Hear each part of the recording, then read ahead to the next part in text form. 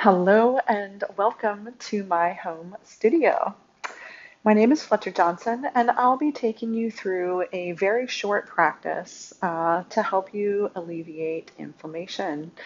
So, this is going to be a joint mobility class. So, if you're feeling stiff or fatigued and you know you need to do something, but you don't really feel like doing anything, this is the perfect thing. Also, you could use it as a warm up for other exercises or deeper yoga practices.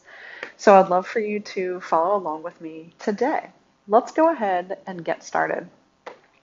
The first thing that we're going to do is just squeeze our shoulders up by our ears and take a nice deep breath because I'm nervous and you probably need to get settled in. So let's take a deep breath in and squeeze. And as you exhale, let your shoulders soften.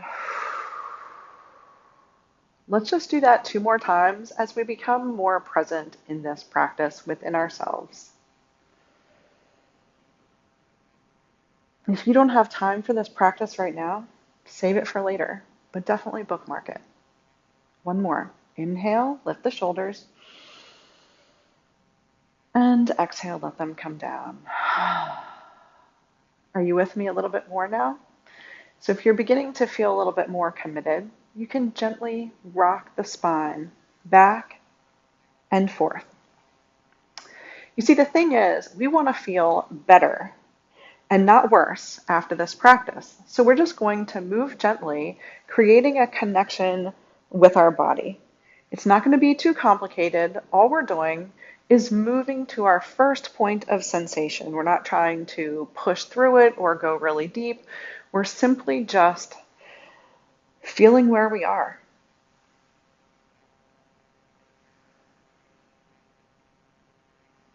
So let's go ahead, roll the shoulders back a few times. You might just feel better already from those few simple movements. So we're going to jump around a little bit here and move into the fingers by making a gentle fist and then extending them out. You're keeping the shoulders soft the whole time. Then beginning to make some circles.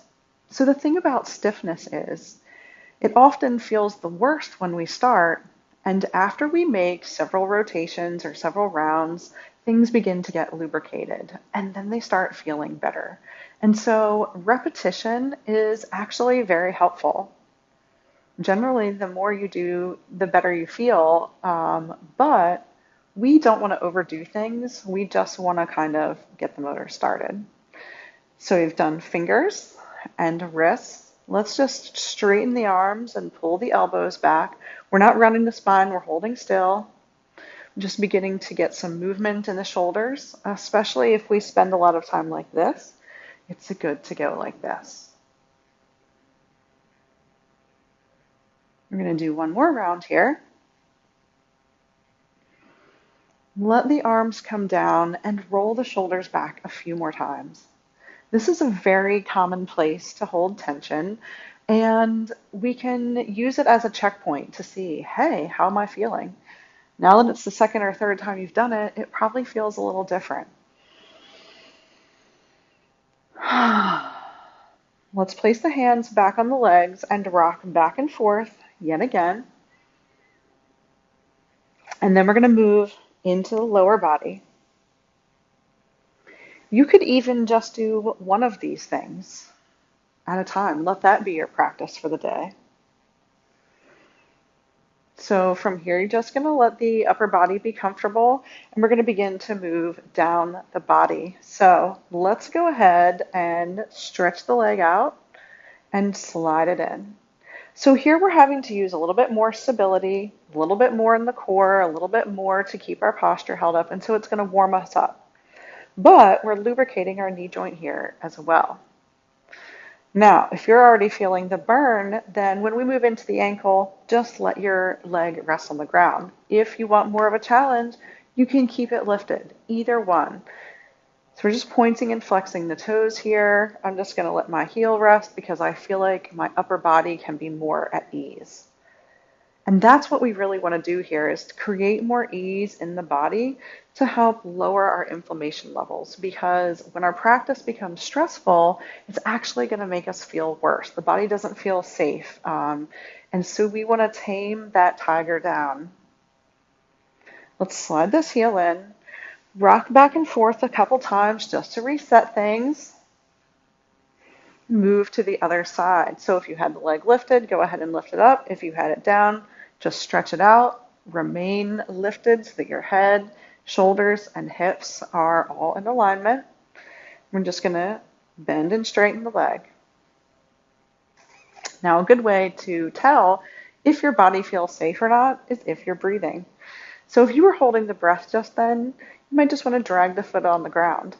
If you're just having a 10 count breath right now, maybe you do want to have the leg lifted up and add more of a challenge.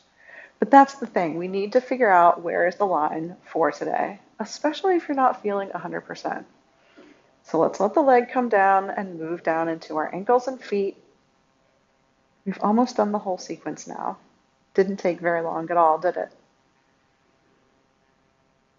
Take a nice deep breath, cleansing breath into the nose and out through the mouth.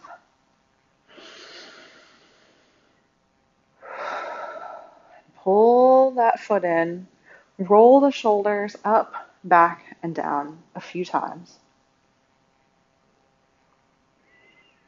And so in less than 10 minutes, probably less than 5, we've been able to go through all of the different joints in the body. If you enjoyed this sequence, it's part of a larger focus on my blog for Yoga for Inflammation. I have several posts there that will help you prevent, identify, and cope with things if you come in a flare. The other thing is, if you enjoyed this practice here today, I'll be doing something similar, but with a little bit more added on in a chair yoga class at Select Yoga. I'll be substituting this week on Tuesday and Thursday from 9 a.m. to 10 a.m. So if you enjoyed movements like this, we'll be doing a seated part, then a standing section, and then we'll have a nice relaxation. So I hope that you'll join me there and perhaps on my blog for some greater insights on not just yoga for inflammation, but all types of diet and lifestyle ways to elevate your health.